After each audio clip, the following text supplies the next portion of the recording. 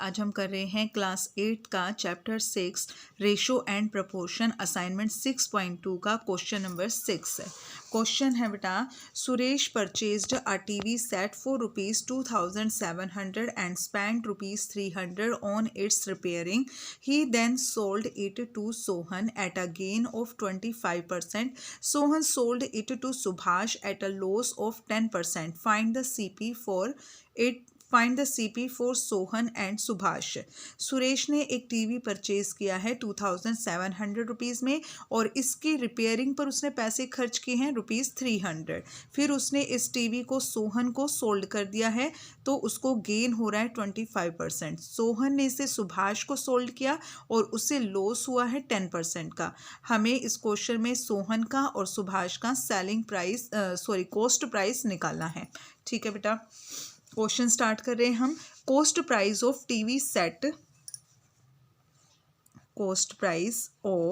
TV set for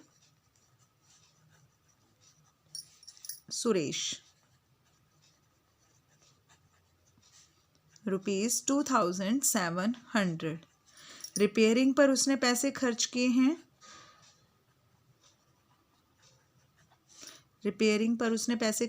बेटा 300। तो यहाँ पर हम बोलेंगे उसका टोटल कॉस्ट प्राइस कितना हो गया। इन दोनों को प्लस करेंगे, 0 0 7 और 3 10, 0 1 कैरी, 2 और 1 3, 3,000 रुपीज़ उसका टोटल कॉस्ट प्राइस हो गया है। Then he sold it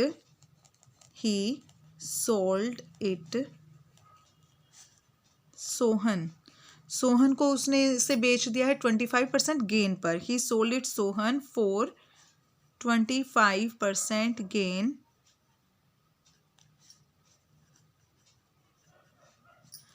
Then selling price of Suresh.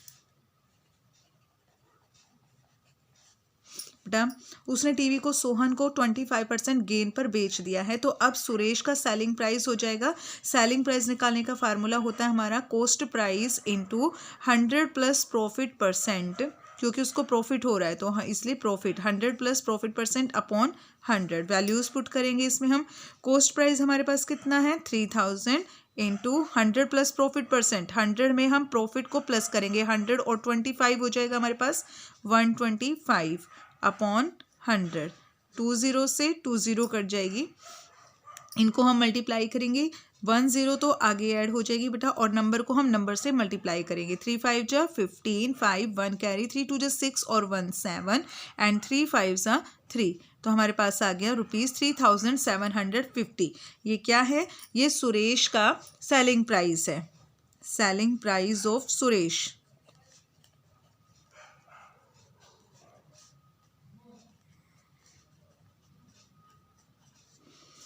बेटा selling price of Suresh is equal to cost price of Sohan.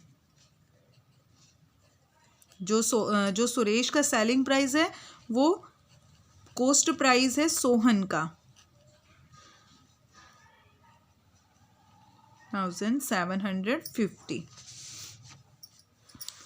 तो अब हमारे पास आ गया cost price of Sohan.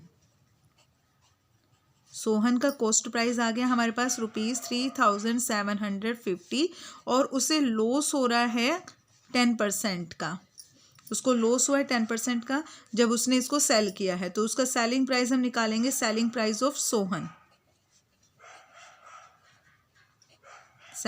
Of Sohan, formula हमारा सेलिंग प्राइस के लिए वही रहेगा कॉस्ट प्राइस इनटू, लेकिन इसमें इस चीज़ का ध्यान रखना है कि यहाँ पे लॉस हो रहा है तो यहाँ पर हम 100 में से लॉस परसेंट को माइनस करेंगे अपॉन 100। वैल्यूज पुट करो।